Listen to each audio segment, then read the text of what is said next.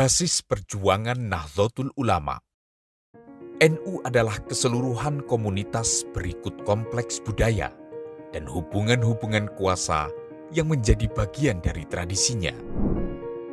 Ketika pemerintah Hindia Belanda menunjuk petugas-petugas penghulu untuk menikahkan orang, masalah yang muncul adalah apakah sah para penghulu itu menjadi wali hakim sekiranya pengantin tidak mempunyai wali.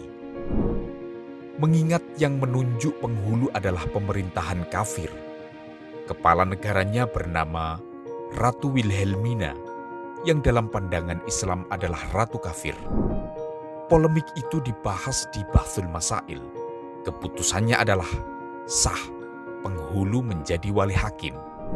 Selama masa pendudukan Hindia Belanda, sejak berdiri pada 1926 sampai 1945, NU tidak pernah ikut berperang. NU pada masa itu melakukan konsolidasi jam'iyah. Kiai Wahab bergerak dari pesantren ke pesantren, menyambung dan memperkuat simpul pesantren sebagai basis perjuangan merintis peradaban. Pada 1926, PKI mengobarkan pemberontakan kepada pemerintah Hindia Belanda. NU tidak ikut memberontak, sebab Indonesia belum ada. Orang-orang sedang dalam proses menyebarkan gagasan tentang kemerdekaan, tetapi belum ada nalar untuk membentuk negara. Kiai Wahab mendorong para pemuda membentuk Syabanul Waton atau pemuda tanah air, berganti menjadi Ansarun Nahdlatul Ulama.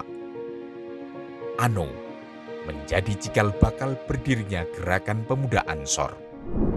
Pada Muktamar NU ke-9 tahun 1934, Ansarun Nahdlatul Ulama, ANO, diterima dan disahkan sebagai Departemen Pemuda NU untuk memegangi nilai-nilai penolong, pejuang, dan pelopor dalam menyiarkan, menegakkan, dan membentengi ajaran Islam.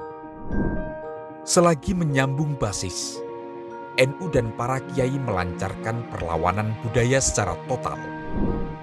Kiai-kiai mempertahankan apa yang mereka perjuangkan dengan cara menjauhi sekolah-sekolah Belanda, bahkan sampai mengharamkan santri-santrinya berpakaian seperti Belanda, yaitu jas, dasi, dan pantolan. NU berupaya dengan sungguh-sungguh untuk berkembang secara mandiri.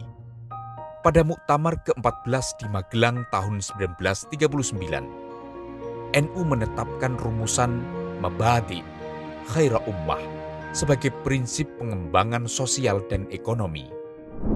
Prinsip itu menghidupkan 3 nilai. Pertama, as-sidqu atau tidak berdusta. Kedua, al-wafa bil ahad atau menepati janji. Dan ketiga, at-ta'awun atau tolong-menolong.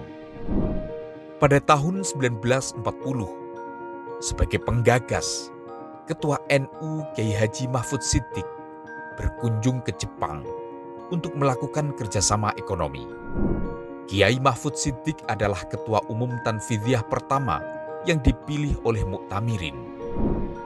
Dia memperkenalkan sejumlah inovasi penting, terutama sebagai langkah tanggapan atas berkembang pesatnya cacah anggota, sekaligus tuntutan peran Nahdlatul Ulama untuk dunia.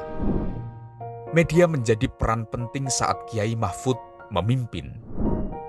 Berita Nahdlatul Ulama menjadi media yang sungguh-sungguh dirasakan kehadirannya sebagai penyambung segala kebutuhan komunikasi, mulai dari urusan organisasi, hubungan dagang, sampai dengan hajat-hajat pribadi dan keluarga. Dengan gerakan Mabadi' Khaira Ummah, NU membuka jalur bagi orang awam non-kiai untuk bergabung ke dalam kerangka organisasi NU dengan syarat-syarat dan prosedur yang ketat. Kiai Haji Yahya Khalil Stakuf dalam buku Perjuangan Besar Nahdlatul Ulama, Tajdid Jam'iyah untuk khidmah milenial